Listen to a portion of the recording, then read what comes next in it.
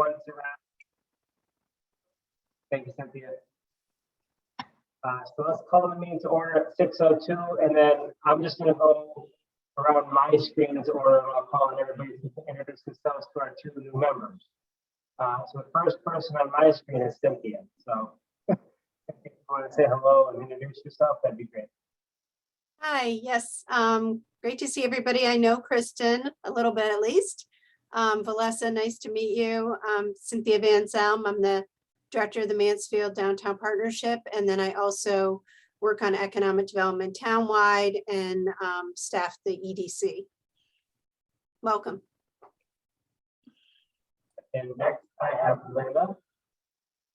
Hi, everybody. I'm Linda Painter, and I'm the Director of Planning and Development for the town. And I sometimes staff the EDC, so depending on what's on the agenda. Thank you, Linda. Next I have Tony.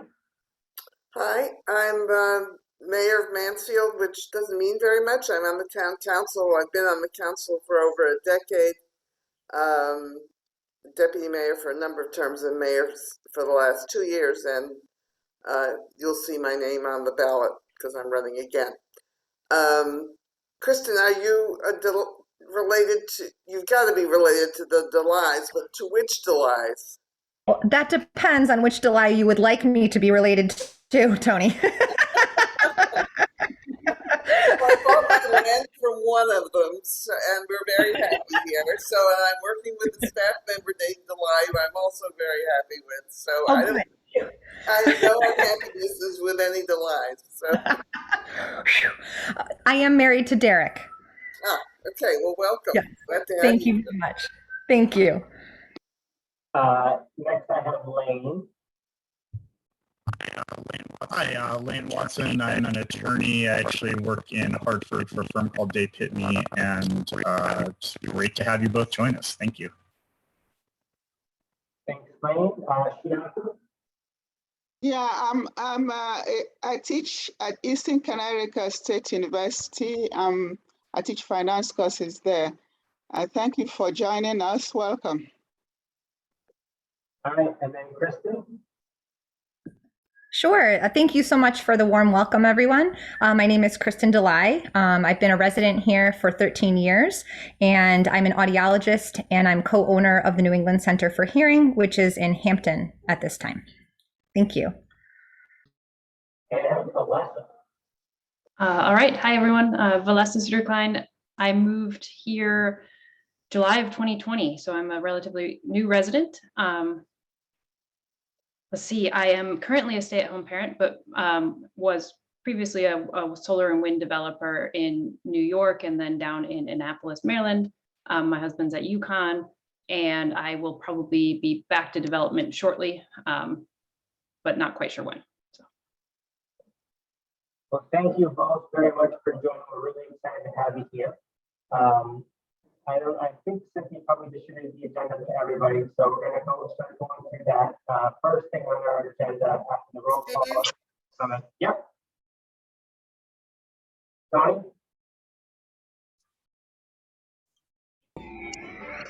Steve, it's very hard to hear you.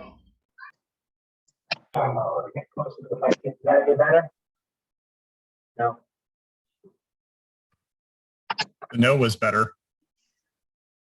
Cynthia, can you take over from me now? I'm going to log out and log back in.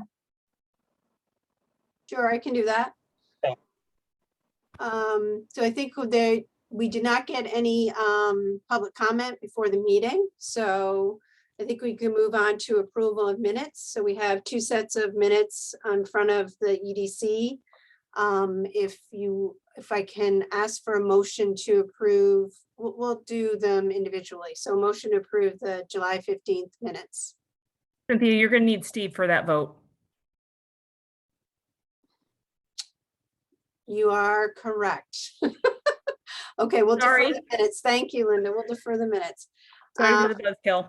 I was just looking at the screen for a second. All right. Well, I am going to turn it over to Lane to talk about the next agenda item, which is review of development guidelines for endorsement of projects and business proposals. So this has been on our agenda for a couple of meetings, and we got feedback from EDC members, I think at its last meeting or the meeting prior to that. And so Lane and I worked on a couple of changes and wanted to present those to the group. You have a clean copy and a track changes copy, and I'll turn it over to Lane for any further comments. Okay. Not too many, just to remind everyone where we were and how we got to this. So originally we had a document that was called Criteria for Endorsement of Projects and Business Proposals, and we'd originally adopted that like 2-3 years ago, Cynthia, something like that. And just as sort of a matter of course, we were going back and reviewing it, you know, given that we've now had some time to work with a couple of, or more than a couple of situations where we've been asked to, you know, do a letter or something like that to indicate our interest in a project. Obviously, we don't have any power to approve or disapprove of anything, but I think people obviously value getting our, I guess, stamp of approval, for want of a better word. But you know, I think we learned a few things along the way. I'm not sure we ever regarded the old criteria as all things that had to be present, but just that criteria kind of suggested that. We sort of migrated to the idea more of guidelines. We added a few things. We elaborated in particular on the Mansfield Tomorrow goals that we wanted people to think about. And the sort of overarching idea here is that you know, given any project, somebody could look at these, they're things to think about. You could, you know, find different things of value in the project. We don't all have to see it exactly the same way, but these are all things that, that, you know, we think it'd be good to be mindful of. And other than that, you know, if folks have additional changes or comments or anything like that, or if you want to take an opportunity to read them over again and think about them, you know, but I think this is, I think Cynthia and I would consider this to be in sort of final form, you know, given the discussions we've had so far. Lane, can you hear me better now? Yes. All right, awesome. Very well. Lane, thank you very much for going over and revising these. I know you put a lot of time and effort into it. In the interest of moving it forward, we want to make a motion and then open discussion and see where that goes. I move for an open discussion. So you want to make a motion to accept the guidelines as presented? I thought you said you wanted a discussion. Yeah, well, we make the motion and then we discuss from there. Yeah, I think we can accept, yeah, I can move to accept the final version. And is there a second?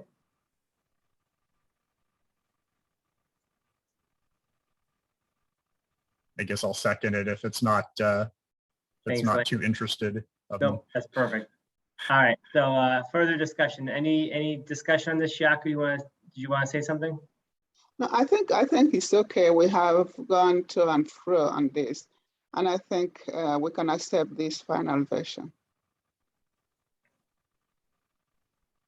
I know that Valessa and Kristen, you just got here, and we haven't had a lot of chance to talk about this too much. But did you have any questions about it? Any comments, or seems pretty reasonable from where you're sitting? I read it through it and it seems completely reasonable, and I appreciated the red line insights into past discussions. Great. Is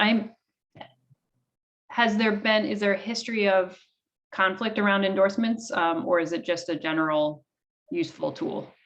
Just curious. We that's had a it really as a good tool. question. Yeah, really. It has been a tool, and then we had the last letter endorsement. We had a lot of blowback on. So now we're trying to come up with a more consistent way of approaching things. So Okay, that's helpful. Yeah. All right. If there's no other discussion, let's put this to a vote. All in favor of approving the guidelines for endorsing a project as presented, please say aye or raise your hand. Aye. Aye. Any opposed? Any abstentions? All right, so moved. This is great. I love having a quorum. This is, if we can just back up for housekeeping purposes, we have 2 sets of minutes. So I know you guys weren't even technically on the board for those, but I think you can still participate, so we can get these kind of out of the way. So, Lane, you want to make a motion for the minutes? Sure. Do you want to do them one at a time or you want to do them both together? Doesn't matter. Dealer's choice. Okay. Well, I'll move that we accept both of them as presented. Thank you. Is there a second? I second. Thanks, Shiaku. Any discussion, any comments or corrections? All right, hearing none. All those in favor of both sets of minutes as presented, aye or wave your hand. Aye. Thank you very much. Approved unanimously. All right, back to our agenda here. Next, we have this item about sales and cultivation of cannabis. I think this is Linda's purview, so we'll turn our meeting over to Linda. Thanks, Steve. So as I'm sure everyone is aware, the Connecticut legislature this summer approved the recreational use and sales of marijuana. And there is a lovely 300-page bill that includes all of the details on that, which is a lot to dig through. But I'm going to give some kudos out to the Southeastern Connecticut Council of Governments, as well as the town of Southbury, who both put together kind of little brochures and a white paper on some of the things that municipalities need to be aware of. And that's helped us as we look at it. The Planning and Zoning Commission, in anticipation of that legislation, adopted a 9-month moratorium on cannabis establishments to make sure that the town had time to work through its regulations and figure out how we wanted to address these different types of businesses. So that expires on March 21st, 2021. So that's why we are in this process right now. And so we are actually, if you look on the first page of the handout, we're in the October 21 step. The Planning and Zoning Commission Regulatory Review Committee has developed a proposed framework and approach to how we might regulate these businesses. And what we're doing now is getting input from various advisory committees to get their feedback on this approach. And then hopefully sometime in mid-November after the election, we would like to schedule a joint meeting with the Planning and Zoning Commission and Town Council to review the framework, the feedback that we've received from the advisory committees that have been consulted, and then go forward and draft actual regulations. And once regulations are drafted, folks will have a chance to weigh in again.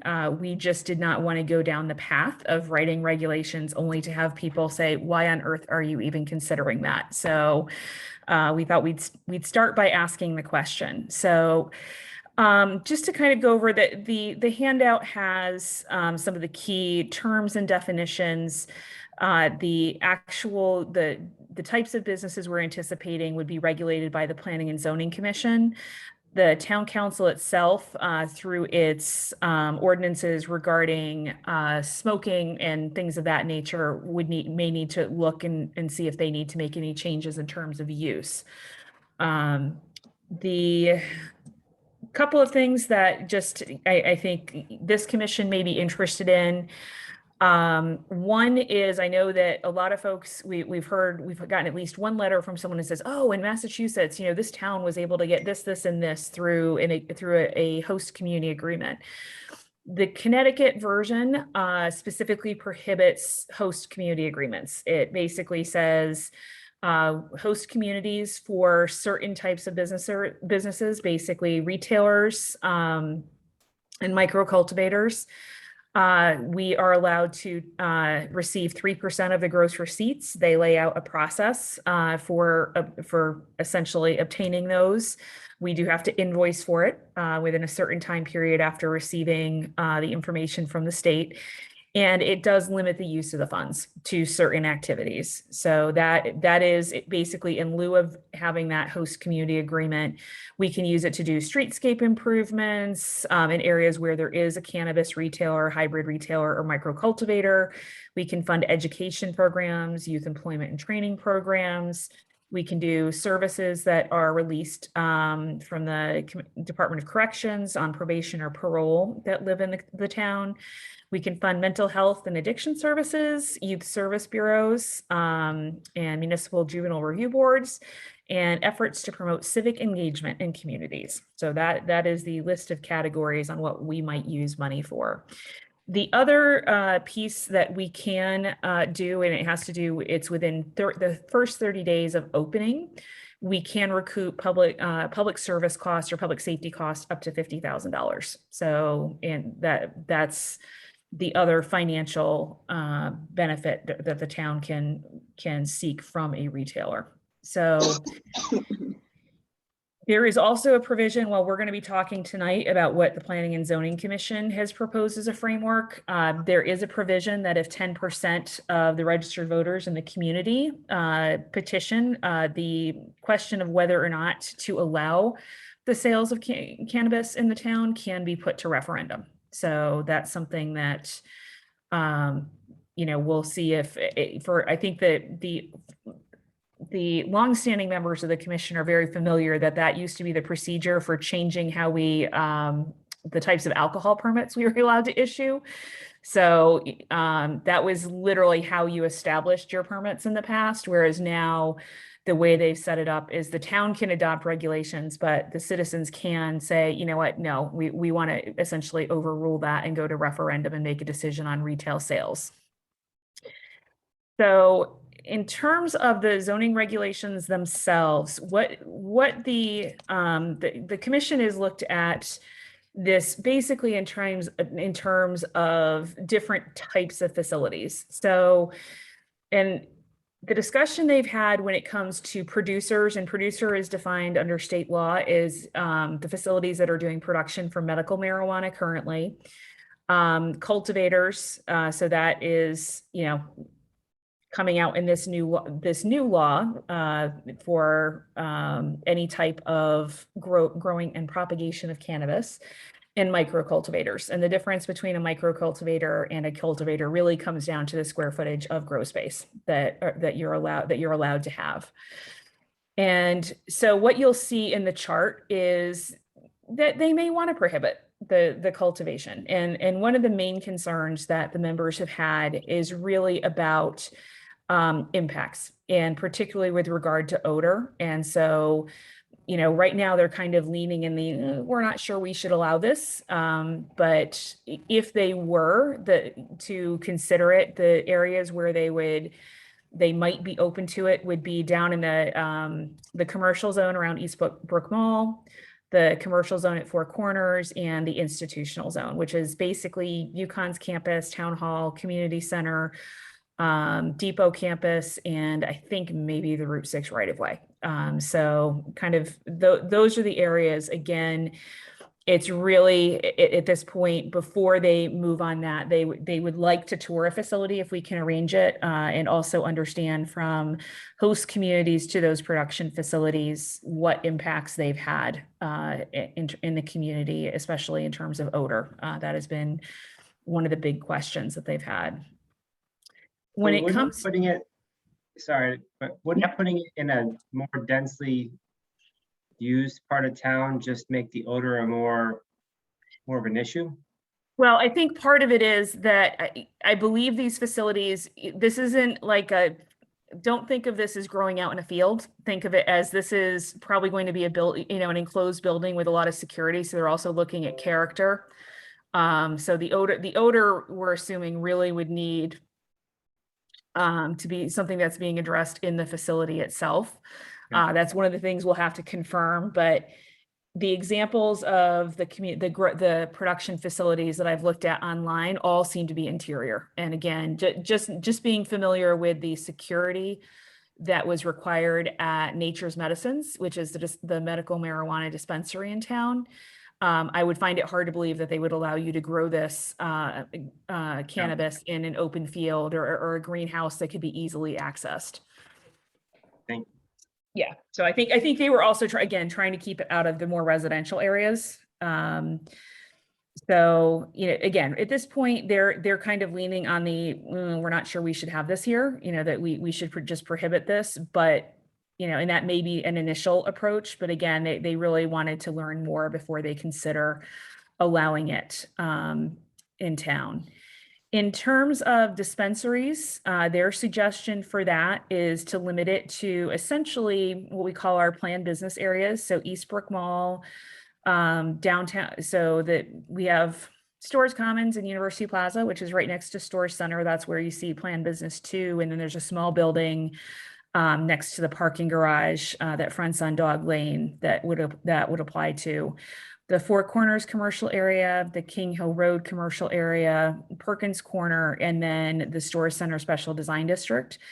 And because of these are dispensaries, which when you think, the distinction is dispensaries, you really need an appointment, and you also need, you have to have a prescription for medical marijuana.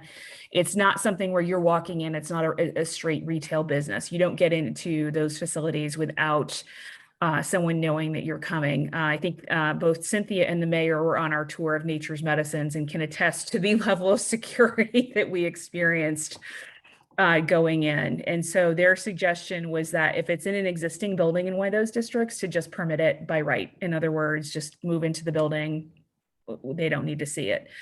If you want to do a new build, then they want to see have a site plan approval so that they can go through that process. For the retailers and hybrid retailers, that is essentially a retailer is where you're just selling recreational cannabis. A hybrid retailer is where you have a combination license. So you're doing the medical marijuana and the recreational. And so their suggestions for those uses would be to look at the Eastbrook Mall area, Four Corners, King Hill Road, and Perkins Corner. By statute, a special permit is required for retailers, which means there would be a public hearing that the commission would hold and make a decision on whether or not to approve it. They have noted that they would like to get input from this commission as well as the downtown partnership on whether to permit these uses in the planned business 2 and Storage Center Special Design District, which is basically the 2 districts that comprise downtown. And they're also considering separation distances from schools and childcare. And I will tell you that in the discussions the members have had, I've gotten some different opinions. I have, members who think that the focus should be on separation from the high school. And then I have folks who say, no, it should also be from childcare centers. So any input on separation distances, and then day and hour restrictions, they would like to do based on what is currently established for alcohol sales. So just look at whatever consumer protection has established for alcohol and use the same parameters for the sale of cannabis.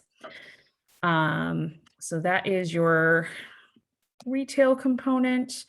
I will note there is only, in terms of the statute, based on the town's population, we are allowed to have 1 retailer and 1 micro cultivator. So those 2 types of facilities are limited by statute until I think it's 2023 or 2024, at which time the Commissioner of Consumer Protection will release new population density standards. So that those do not appear to apply to the cultivators, which is the larger grow space area, or to the hybrid retailer or dispensaries. So there's no limit on dispensaries. There's no limit on the number of hybrid retailers. But once, if the town were to authorize a retailer use in certain districts and one were to be approved, once that is approved, no one else can come in until any changes were made that might make it possible for another entity to do street retail. And then the last page of the chart gets into some of the other types of cannabis establishments, such as food and beverage manufacturing, product packaging, and delivery services. And so they are suggesting special permit requirements for this. Anything having to do with manufacturing requiring it to be on public water and sewer if it's for food and beverages. And then again, really focusing on those same districts that I talked about for retail, and adding the institutional zone in here for these uses. And again, they would consider in the downtown area and King Hill Road area, depending on scale. In other words, If you've got a 2,000 square foot space that you're baking brownies in, that may not be a big issue. On the other hand, if it's a 20,000 square feet production facility, that may not be appropriate in those districts. So trying to find that right number and what that might mean. The other piece that they have specified is that they want to revise the list of prohibited home occupations to include cannabis establishments. So that means no cottage kitchens baking brownies at home and selling them. So they want to contain these types of uses to the commercial districts.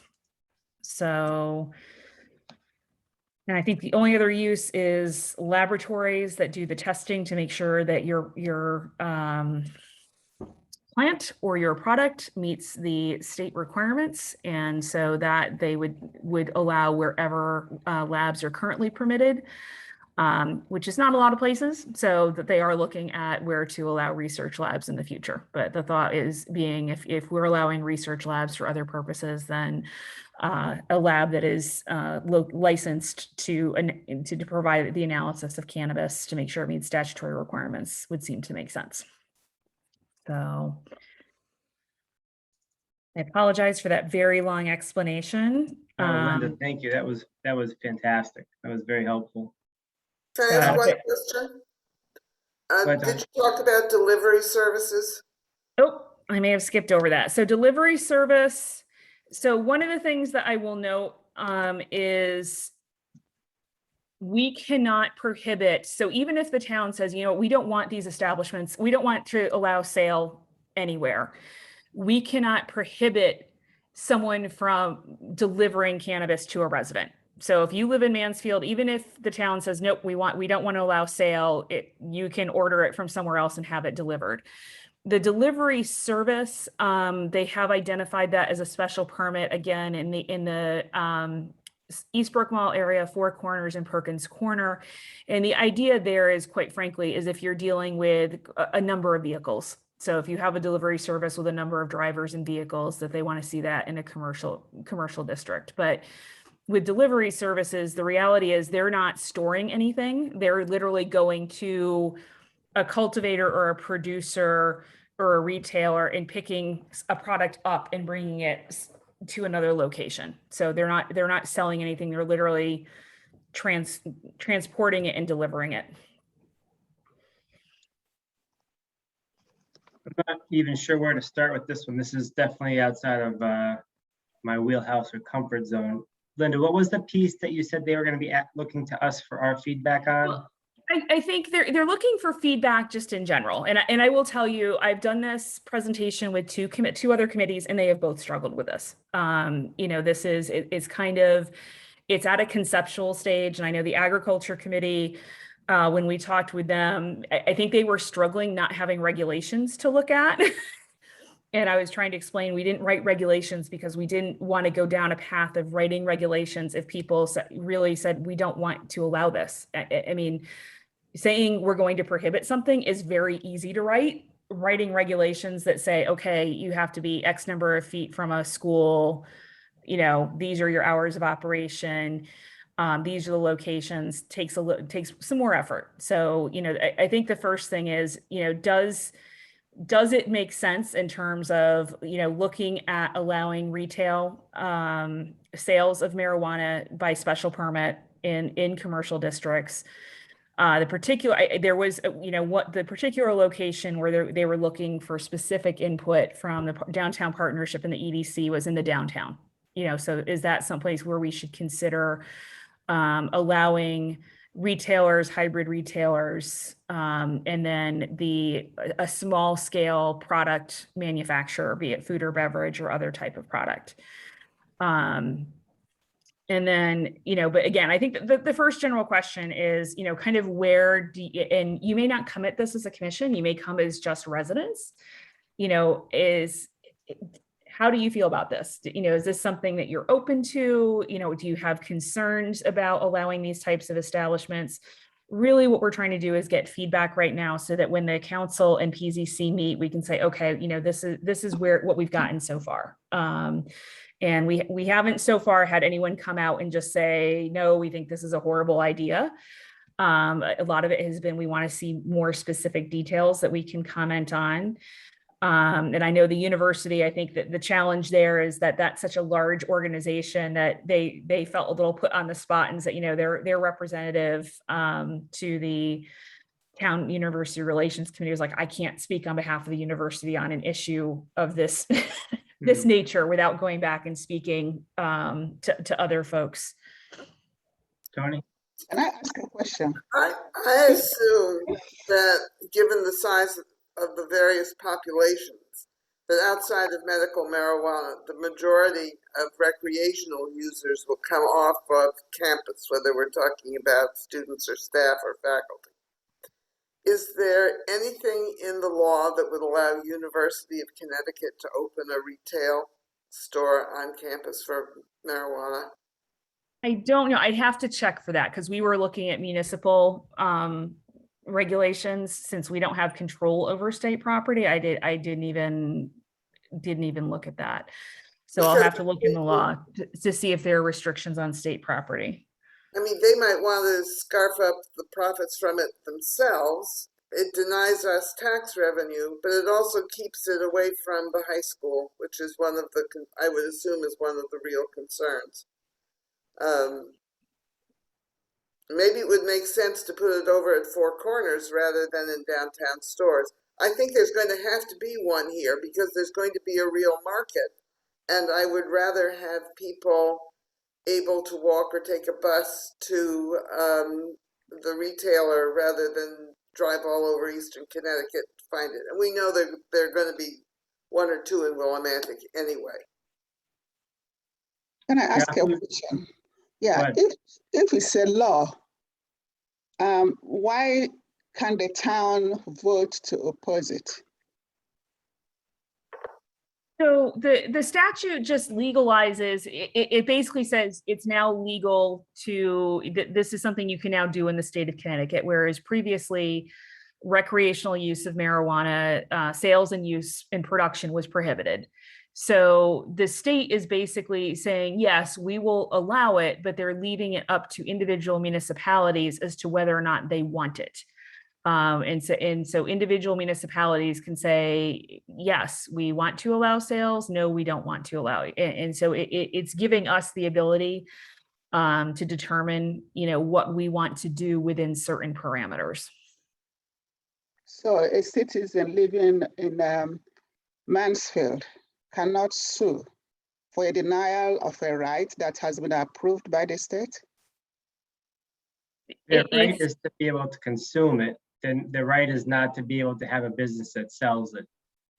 That's all falls under our jurisdiction. It's sort of like we just dealt with the production of like alcohol. Like if you want to be a microbrewery or a distillery, that was prohibited in Mansfield until pretty recently.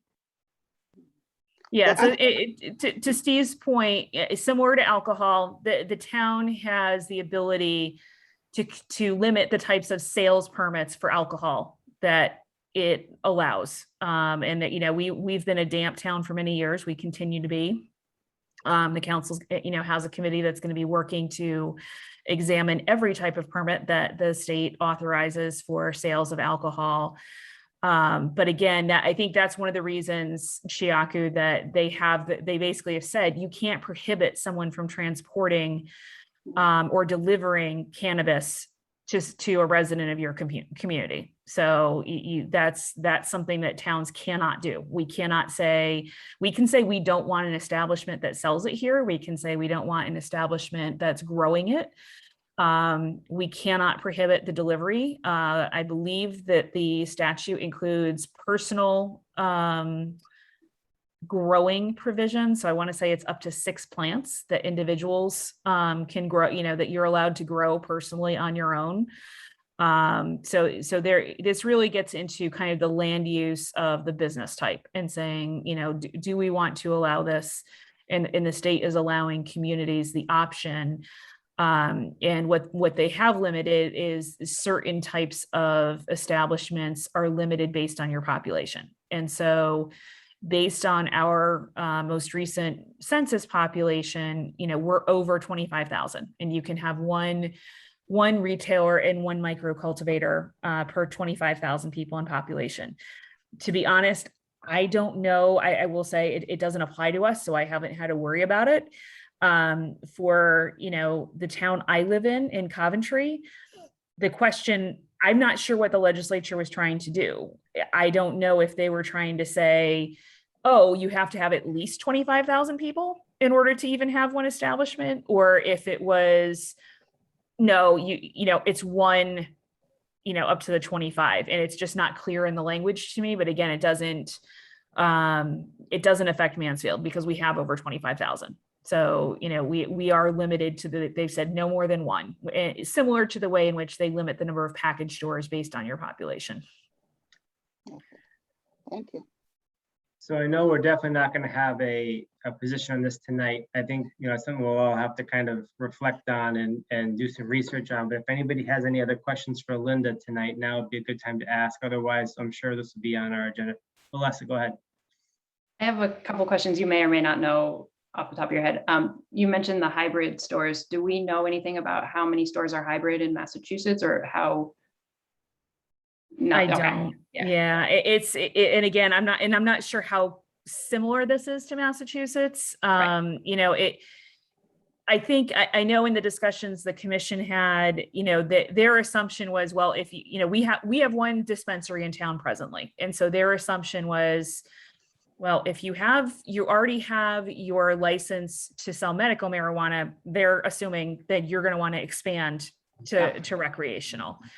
Whether or not there's going to be, you know, I think there are probably a lot of requirements that go along with the dispensary, and I'm not sure how many licenses the state issues for those. So that's the one thing that unfortunately I'm learning about this probably as much as you all are as we go through this, but it's a good question. And can I ask 3 more? Is that too many? It's okay. Oh, are there any proposals on the table that we know of? No. Okay. Has anyone crunched numbers? Is the 3% substantial? It's hard to tell. I had a staff member who attended a webinar on this, and she came back. She's like, "Oh, there could be some money in this," but I have no idea what the gross proceeds of these establishments are. So it's hard to tell without knowing that. The reality is that's what we're limited to. You know, that's what we get. But I don't know. I'm going to admit it. I have no idea what the stuff sells for. Totally fair. Me neither. And then the last one is a little out there, but I'm just curious about the delivery aspect.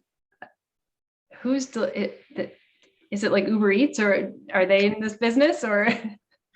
So they actually, you know, they're literally, and again, I think one of the things that we have is right now we have the statute. I don't know that the Consumer Protection has really developed the associated regulations yet. Okay. So, but what they do say is that, you know, you have a transporter is a person licensed to transport cannabis between establishments, laboratories, and research programs. And delivery service is licensed. So what that tells me is essentially, you know, I don't think you're talking Uber Eats, because you're going to need a license from the state in order to do this. So this isn't like signing up to be a driver for Lyft. You know, you're going to have to go through presumably a state licensing process, and you know what that entails. Again, 300 pages. I didn't really read that. I did some word searching. Yeah. Just a follow-up question on the financial. Are we going to stipulate the kind of records they will keep regarding this marijuana? Because otherwise, how can we verify that 3% is actually 3% of the? So that's actually something that the way this works, and it's spelled out in the statute, is they have to report, I want to say, and all the dates are in there. So they have to report, I think on a monthly basis, their gross receipts to the state. The state then at some interval will notify the town and say, you have the following establishments in your town. Here were their gross receipts for this time period. And then within a certain time frame of receiving that report from the state, we have to invoice the entity for that 3%, for whatever they owe us. So that's something that is they're turning into the state, and the state's reviewing that material and then issuing us a report that says, here's their gross receipts. Now you can go off and ask them for money. Just a question for the mayor. Because most of us were raised with negative beliefs and attitude to marijuana.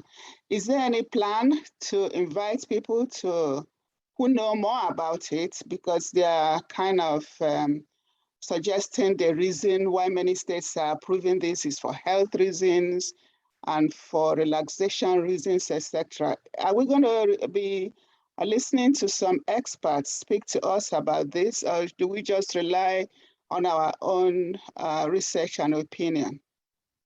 Well, first of all, Chaku, you have to remember that we have already approved and housed a medical marijuana facility in the town. Generally speaking, we have tended to be pro-cannabis in this community. Okay. Both young folks and old folks. Now, I know that there are a lot of people, and that's a gross generalization, because I know there are many people who are comfortable with the idea of medical marijuana, but really uncomfortable with the idea of recreational. However, it is not only a question of whether there are people who are really upset about it.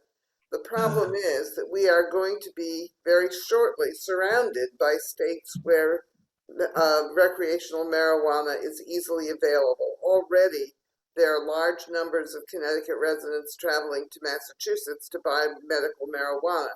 And they will be, that's easy for folks in the northern half of the state and even the western borders, but very shortly the southern and western parts of the state will be driving to New York. This is a huge loss of revenue for us. Yes. And it also continues to permit illegal, unregulated growth, sale, and dispensing of marijuana in the state. So there are a whole bunch of motivating factors behind this state legislation. One of them is taxes. One of them is the cost of imprisoning people for something that many people don't consider unhealthy or illegal or immoral. Yes. And then there is just real demand for it within the state. So Mansfield has got a population that is going to really want it, and I worry about people driving other places to get it, frankly. Okay. And that's my personal opinion. There's The reason I asked that is because I'm surprised that we are actually thinking of not allowing it. I mean, Linda, unless I misunderstood you. No, I mean, so what the Planning and Zoning Commission is proposing is they are proposing allowing sale, the sales aspect in certain districts under certain conditions.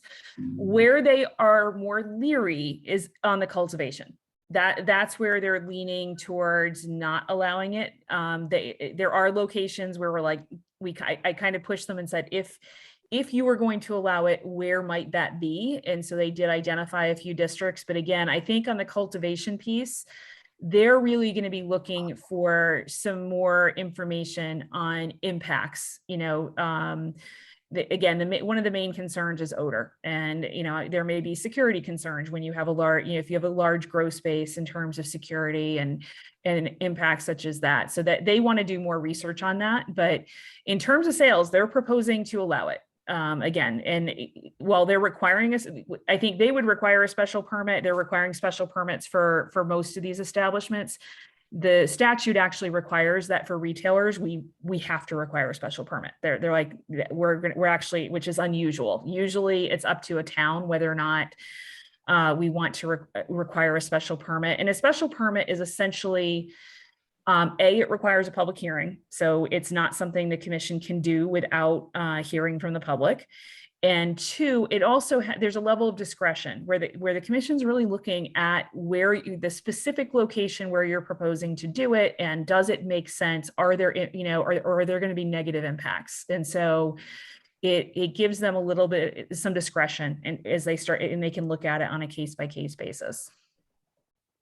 All right, I know we got a lot more to go on this, but we also have a pretty full agenda. So I think let's leave that there for now, and we'll definitely pick it up again next month. Linda, next on our agenda is the Haven Communities revised proposal. Now that's going to be coming out on November 1st. We've actually changed that public hearing to November 15th. So Okay. we're working through their revised plan set. So this is a resubmission of the project. So you guys had a full presentation, I want to say late spring, early summer, probably, from the applicant.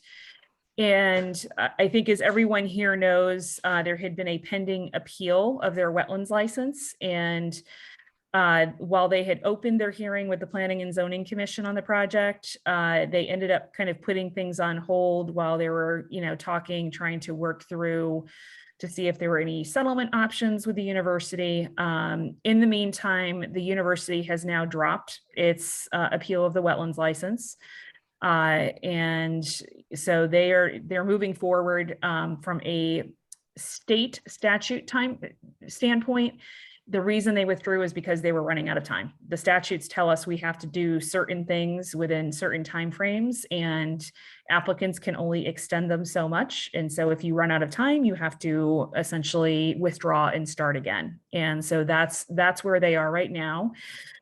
So the project really is, I think, just in terms of the overall use has not changed. It's still 398 multifamily units with 15,000 square feet of commercial space that's proposed. There is a 6-story parking garage that will be wrapped on 3 sides with apartments. And for those of you who are new, this project, I wish I had something I could share right now.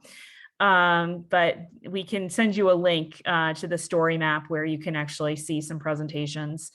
It's on Route 44 in Four Corners, where the Holiday Mall is currently, and then the former 2 Steps, which is the abandoned restaurant building, and the current I think it's canine training, or there's a dog training facility. So it's those 3 properties that would be redeveloped for this proposal.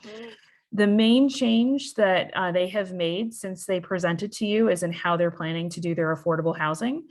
So the original proposal, they were requesting to do a fee in lieu of providing the required units on site. And then we're going to provide some units on site to get a density bonus.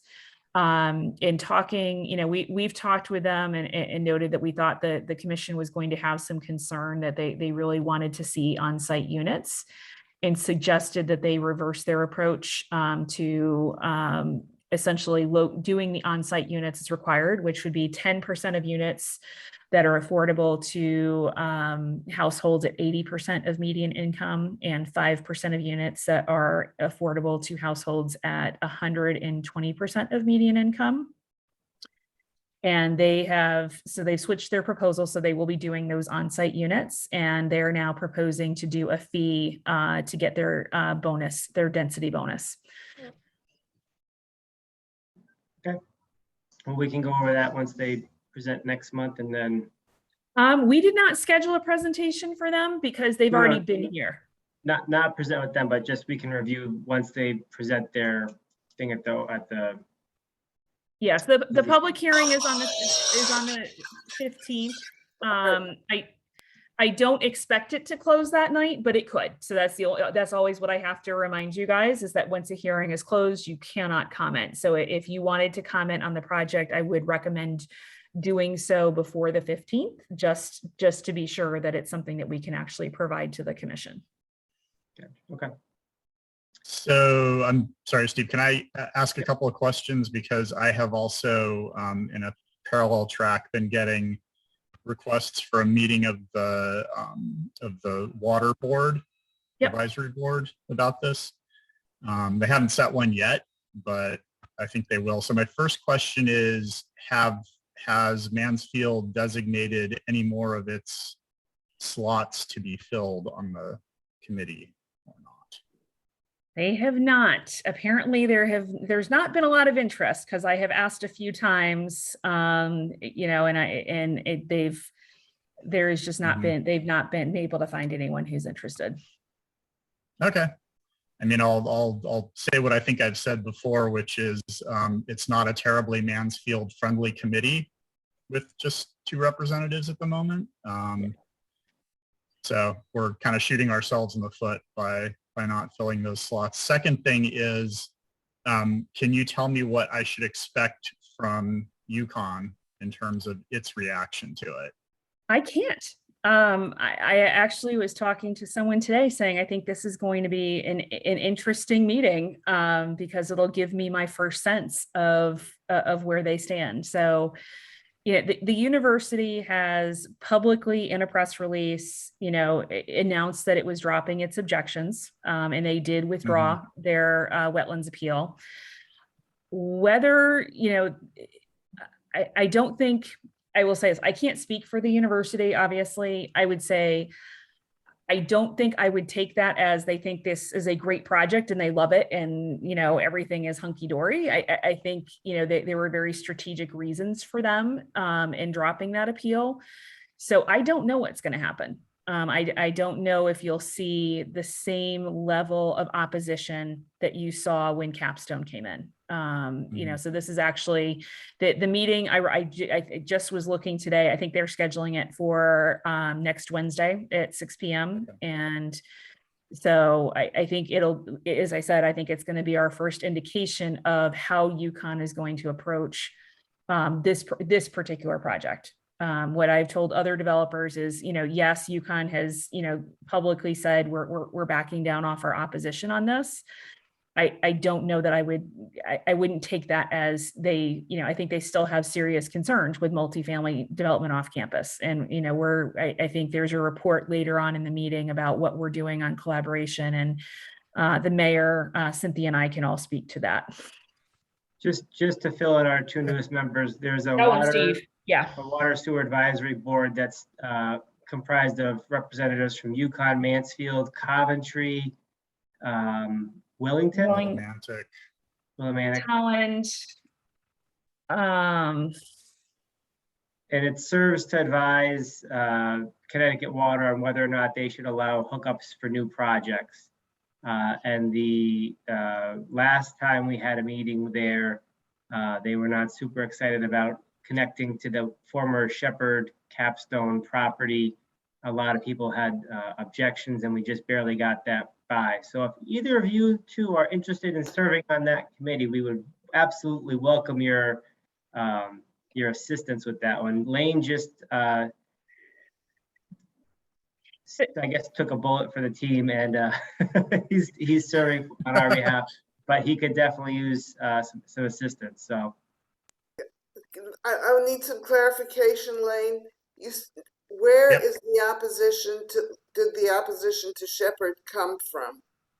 And on what reasons? Well, yeah, so UConn, for one. Yeah, well, I think we've dealt with that.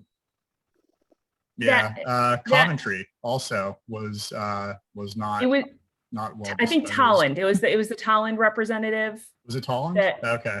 Yeah, the Tolland representative. You know, the objections were raised by UConn staff at the meeting. And then the Tolland representative, I think the Coventry representative did vote against it, but I wouldn't say he was like a part of the vocal discussion. Whereas the Tolland representative was basically going, well, I don't think this was anticipated in your 2006 plan. I don't think it's consistent with it. Yep. So, you know, kind of Thank building off of, building off of UConn and Lane. So in terms of membership, there are certain committees and commissions that have appointments. So the Economic Development Commission, one of the members, so Lane has volunteered to be that member. The Conservation Commission has a member. And then there's one at-large public member, and then the other one was, I think the way it was written is a Planning and Zoning Commission or someone else, because the Planning and Zoning Commission refers projects to them for review. Our town attorney said, no, they cannot have someone on that. That's a conflict. So in the past, we've had a representative from the Sustainability Committee, and I did talk to the staff person for that committee a few months ago, and he said, "Hey, can you remind people?" And she's like, "Yeah." And she's not getting interest on her committee, and the town clerk has indicated they've had no success getting any like at-large public members. But as Lane mentioned at the last meeting, it was a close vote. I mean, in terms of, folks going, I think one of our members abstained and said, I'm not, one of the town's representatives abstained and said, I feel like I need more information based on what's been raised. Yeah, it was, not only was it a close vote, but UConn came back just ferociously about, like, I was shocked that this isn't technically an approval that's needed. It's just like an advisory thing, but UConn came back with trying to, use Robert's Rules of Orders to defeat the prior vote. And we had this, long exchange of emails about whether the vote had been valid and how to read I was surprised. Request for a special meeting for reconsideration. Yeah. Linda, who was the person that abstained? Who was the UConn person? So the UConn person is Stanley Nolan. He runs their water facilities. So Tony, for what it's worth, Stan's a really good guy, and he's quite frankly, there were other people from UConn at the meeting that were making arguments. Stan's the voting member, but I think this was being driven by the institution, not by Stan as a voting member. I think he was the messenger. Yeah, exactly. Listen, if that happens again, you let me know. Mm-hmm. Because we have gotten a reversal. They have promised us to reverse direction on this. So that's why I said this will be the test. I mean, and again, to Lane's point, I think Lane, that was your first meeting, I believe. And I will tell you, they are normally not that exciting. They are typically pretty straightforward and not very interesting. I think the one previous, the last time they had met before the meeting Lane was at, the Eagleville Green project was up. And that was where I knew how serious UConn was, because I looked at Stan, I felt so bad. He literally ended up voting no. And I was just like, okay, Stan has gotten his marching orders, because I'm like, okay, we're voting no to affordable housing now. So I think it will be calmer. But to give you an idea, Tony, this committee, the two people who had staffed it when it was created was their VP for Government Relations, Maureen Westbrook, and a gentleman named Dave Radka. Dave has since retired, and Maureen is now president of Connecticut Water Company. Maureen was at this meeting. Maureen kind of took control in this meeting, and Maureen has quite frankly been on all of the emails that I've been on, really, when it came down to a special meeting or reconsideration. So, she has the institutional knowledge, and I'm sure she was hoping that she could step away from this, but right now she's definitely, I would say, still playing an active role with the committee. Now, I have been told that one of the things that happened when Capstone went down was that Connecticut Water was very disappointed, because in order to recoup the investment that they've made in that area, they need to have users. And by cutting out those developments, that has been a real difficulty for the company. Is that true? Do you know? I haven't had any discussions to that effect with them, but I think the one thing that did come out in that last meeting was that UConn has not purchased any water from them. So, they So I think you can infer from that what you will, but you know, they built a water main, and the major user at the end of it has not needed to purchase any water from them. So, you know, that's something that was done by Connecticut water ratepayers. There was no state money that went into that line. That was completely a private initiative. So I would assume at some point their board and their you know, would like to start seeing actual revenues from water being sold. Right. So Okay. Besides the existing development off campus. Yeah, I mean, we knew from the beginning that UConn wanted them to get to their mandated reserve, not necessarily for daily water use. So their only income was going to come from development at Four Corners. So it's hard to imagine that they would be sympathetic with the university at any point on this. It's they're in it. I will say they are joint applicants for the diversion permit. So there is a relationship there, because they were I think co-applicants for the permit to actually build the water main. Right. But since we're already on this one, why don't we just move right on to section E on our agenda, which is the town UConn collaboration, because all of what we just talked about was very important, but it all happened before this big UConn town collaboration got kicked off. So for our newest members, there was this Capstone Shepherd project, big multifamily project at the Four Corners that UConn ended up purchasing the rights to. It was, as I think the mayor put it, the low point for UConn town relations. And ever since then, we've been on a road to reconciliation, which has now included 2 of these town UConn meetings to try to get back on the same page with each other, since we need each other to be successful. We need UConn and UConn needs us. So instead of fighting against each other, we're trying to be more collaborative. So I don't know if, Tony, if you want to take this one and just talk a little bit about where we're at with that, or Linda or Cynthia, but. All right. Cynthia may be a little bit more jaded than I am on this one, but I have been assured at the board level that they have changed direction, and that there will be an opportunity to reach the board if this does not come true. Okay, so they have clearly withdrawn all of their objections to the Havens project, all of their legal objections. They did not show at the last meeting. Is that correct, Linda? We haven't had a public hearing since so the first time this project is really coming up where I would expect might have comments is going to be the water committee. And then the public hearing for the commission is scheduled to open on November 15th. So those are kind of the first 2 opportunities that I would expect that we might see if they were going to say anything. That's when it would happen. Well, they have assured us personally, the president has assured me that they would withdraw all of their objections to the Havens project. So I don't expect that they are going to fight access to water for things at Four Corners. Now, I don't know. I mean, those are projects that are going to hook into water and sewer that are owned by the town or Connecticut Water in its agreement with the town, not with the university.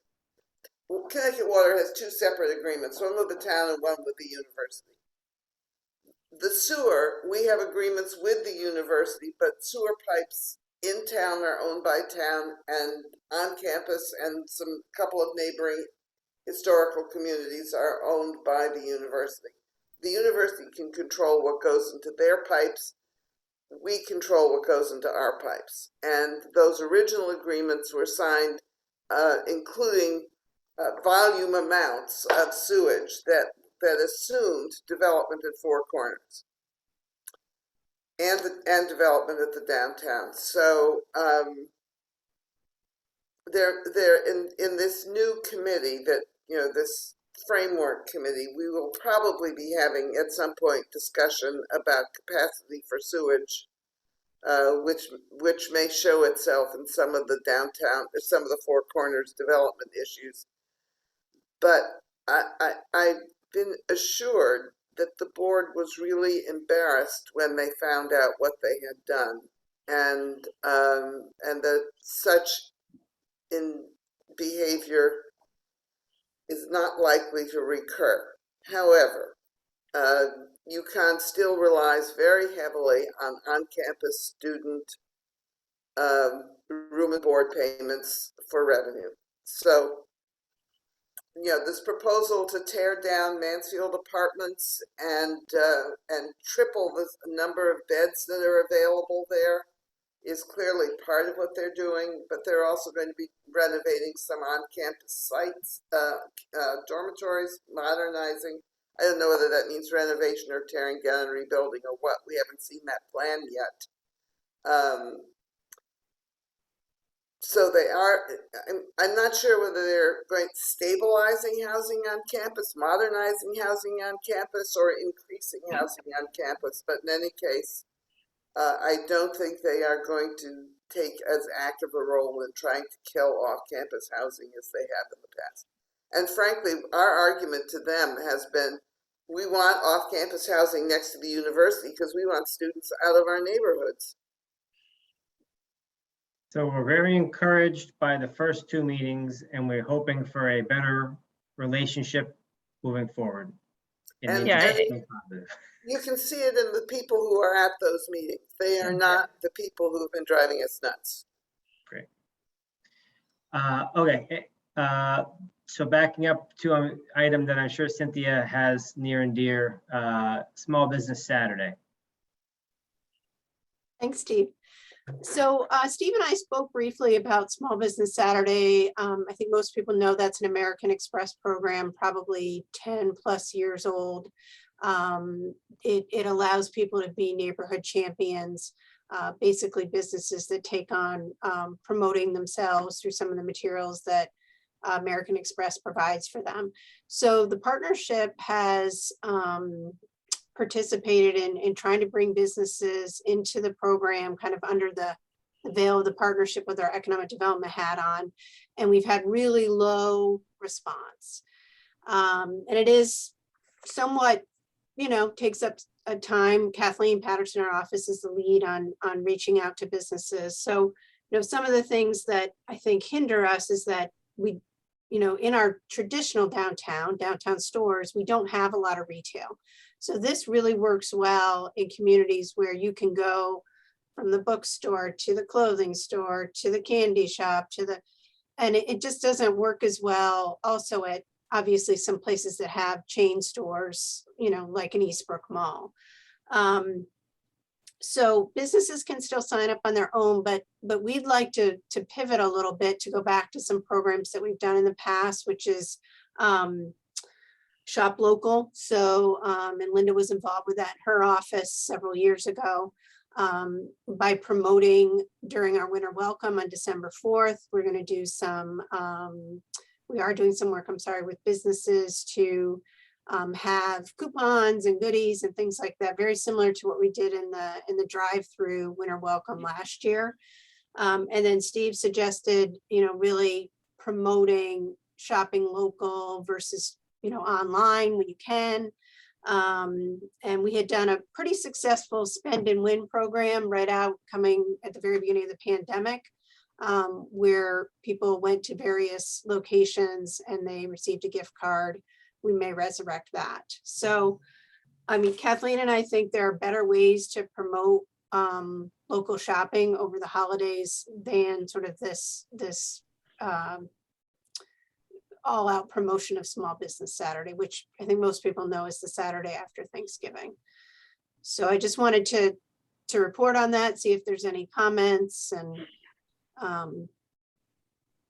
any concerns about not taking that on again.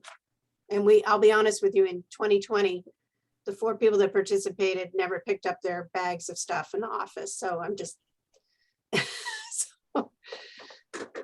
I'm all for trying something new. I think we tried that. For 3 or 4 years. Yeah, I think so. So Steve. It's not like it was a one and done. We, definitely put a lot of time and effort into it. And, it didn't seem to have the return relative to the amount of time and effort invested in it. So I think it's time to find a different way to support businesses and hopefully find one that resonates more with them. I think my cat agrees. So one of the things I was going to say, like, and I know, and I think just whatever we do, I think one of the commission's prior members, I know before she joined the commission, Jessie, who owned the flower pot downtown, like one of her comments was just even having EDC members and council members stop in and just, how's it going? Like, and seeing kind of that local support. Cause that was one of the things she used to say is like, she's like, Small Business Saturday, I don't see anybody. Like, I see customers, but I'm not seeing anybody from the town. So I think it's just also kind of being that ambassador, whether it's Small Business Saturday or another day, and just going, hey, I'm with the Economic Development Commission. How are things going? And just letting them know that, we're supporting them. That was one of the little bit of feedback I had gotten from her, and just trying to, have folks go out. And again, I think Cynthia's point is well made that, American Express really pushes this Small Business Saturday, but I think it's really about shopping local. And, we've tried a few different things over the years, and it doesn't have to be on that day, but I think it's mainly just kind of letting people know and spreading the word, about what our local stores have to offer. Actually, I was going to ask why we're not involved in this. I mean, they can't. You should have told them, Linda, that the commissioners are not aware of this, so we were just informed the way other people were informed. I had complained that we are not focusing on small businesses, and yet things like this are being done, and they're not involving us. It's different coming to a meeting and telling us, oh, this date has been set for this. I am very interested in small business development, and I have no idea what we're talking about. Are you suggesting, Chaku, that the members of the commission ought to be part of doing the work of creating a Small Business Saturday or Shop Local? Yes, some of it, at least we should be invited. And if we don't have the time to be involved, we can say no. But if we're not invited in the discussions and we're just being informed like this, how is that right? Well, we were invited the last couple of years. We asked all the members to go out and go to at least 2 different businesses on Small Business Saturday. That's not, excuse me, Steve, that's not what I'm saying. If we are being involved in organizing anything regarding business, we should at least hold a meeting about it. We should be involved what we're going to be doing, what we're going to be showing, and we can make an input as to how it can be more successful. I don't know how we can be commissioners of the EDC and we're sidelined just like that. And then I'm disappointed, Linda, that you listened to that comment and you tell them, oh, they didn't know about it, because that is the right response. Well, if I could, Steve. Yeah, sure.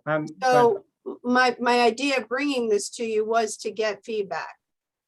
So if this is something that the commission doesn't think is a good idea or wants to get involved, if there's a subcommittee that wants to work on it with me and Kathleen, I'm obviously open to that. So I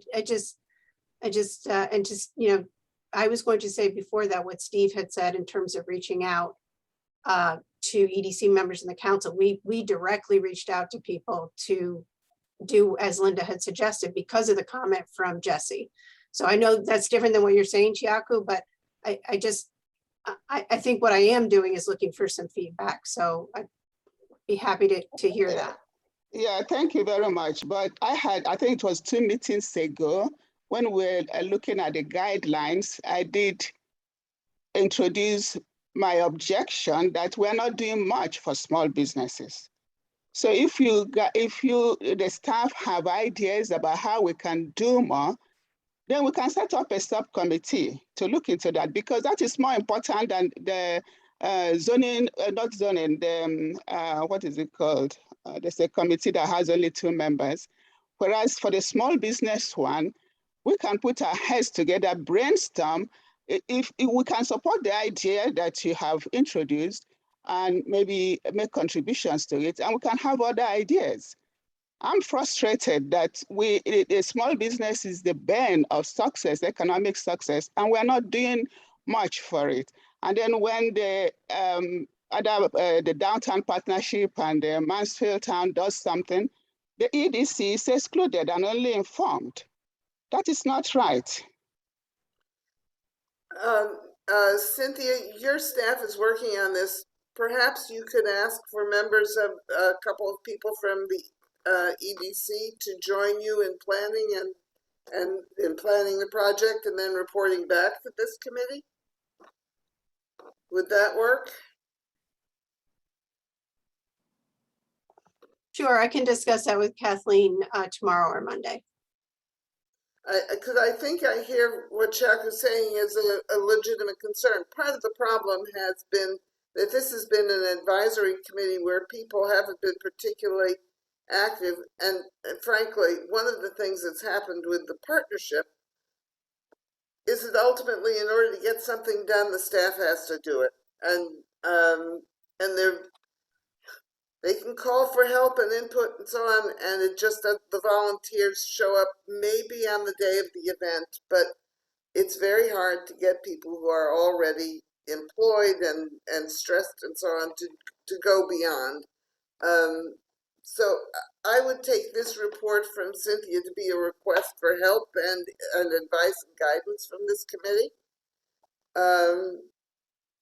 And as a first step rather than a final step. So I'm not suggesting that what the partnership has done get undone, but I am suggesting that maybe we could get some folks from this committee to be more active in the work of that event and activity. Yeah, Tony, thank you. I Cynthia, thank you too. Thank you for all the work you're doing. We just want to get involved, that's all. Well, many hands make light work, so that's definitely helpful. All right, we're way past what I was hoping to be done with. So Cynthia, for other business, is there any, do you want to give us like a super fast rundown, like so we can kind of wrap this up, or unless you want to have someone else take some of this? I'm usually pretty super fast, so I've got some notes, so. Thank you. So just wanted to let you know that Linda and I will be presenting next week to the local government academy. Town manager Ryan Aylesworth has set it up for departments to give updates to people that applied and are in the local government academy. And so we're up next week. So if you are interested in attending, it's at 6 o'clock. I think it's in the, no, it's not an open meet. You had to be registered. oh, you did? Cynthia. Oh, I'm sorry. Yeah. Okay, never mind. No, it's not an open to the public. People had to register. There's like 10 sessions. You have to go to 8 out of 10 to get a certificate. Okay. I do believe that they intend on holding this academy again. That's my sense. Thank you, Linda. My bad. I should know that, and I probably did. And I just maybe as Steve said, it's getting late. So just in terms of openings and closings, Eminence Inc. opened in University Plaza. So that's tattoo and piercing. If you haven't been in there, it's a beautiful setup. It's in the old mathnasium space. Brooklyn Dumplings has had a little bit of a delay with, as many people have, with supply chain issues. So they hope to open in December and probably do a grand opening in January when the students are back. We did have CHA, which is the engineering firm in downtown stores. They did close probably about a month ago now. And my understanding from the property owner's leasing agent is it was fairly sudden, but they were trying to consolidate all their Connecticut offices into one office, which is probably in East Hartford, where I know some folks are. So that is all I have. I have the calendar that was attached as well. And, we do, if we can get to more of we usually have an organizational meeting and develop work plan priorities at this meeting, but we have some new members. So we wanted to get everybody acclimated, and Steve and I will chat about the best timing on that. But those are some upcoming pieces for future meetings. Awesome. And if anybody has any other closings or openings, that would be great to know, because I am keeping a list, as Steve requested a couple of years ago. So I do have an ongoing list. Station Pizza or College Station Pizza, whatever, in the on 32, just south from the church, in that little plaza where the convenience store is. Is that where the Jamaican place used to be, Steve? Yep, same space. Yep. And then Fresh Fork Cafe, if you have not checked it out, I don't know if Cynthia reported on that at a previous meeting, but 2 thumbs up. Has anybody been to the poorhouse that used to be Bar 32? Not yet. Not yet. All right. I think that wraps up most of the rest of the agenda, unless anyone has anything else for the good of the order. Yep, go ahead, Kristen. You might hear talking in the background. I apologize. I know that I'm new, but I did want to mention that I do have ideas for you, Cynthia, with regard to small business. As someone that's coming onto this committee, I have to be honest with you. I have no idea after COVID what's open and what's not in this town. And so I feel like having an event like the winter welcome, where small businesses can have a booth or something, and I can find out who's still open, who's new, who we can support, would be great, because I truly am not driving around like I used to. I have certain places I go, back and forth, but I would love to try some different places and support more small business in our town, but I'm not sure what there is still. So I'd like to see something where I get an update about who's around and meet some of the people. I missed that when the flower pot was there, and being able to walk in or make a wreath or see who was there. I tried new restaurants that way when we were down there. So I think something of that nature would be really helpful for residents in this town. Thank you. Now I lost my train of thought, Kristen. So on our downtown stores website, I'm pretty sure it's on the downtown stores website, Kathleen, during the pandemic, tried to keep that up to date about who's open and who's closed. It might not be completely up to date, but she did survey all the businesses. We're trying to get all the businesses involved, again, putting on our economic development hat. Because we had festival, Halloween, and winter welcome back to back, we're still finishing up Halloween planning. So we started some winter welcome, but we haven't done, a press release or anything. But sounds like maybe you and Chiako would be good people for Kathleen and I to work with on reaching out to small businesses. That'd be great. I'd like to be on that communication. Thank you. Great. Thank you. All right, everyone. Well, thank you all very, very much. Thank you most especially to our 2 newest members, and great meeting. And we will see you all again next month. So at this point, I'll take a motion to adjourn. Thank you, Chiako. Is there a second? Second. Thank you, Kristen. All those in favor? Have a great Aye. evening, everybody. Aye. Thanks. Night. Thank you. Right. Thank you. Have a good night.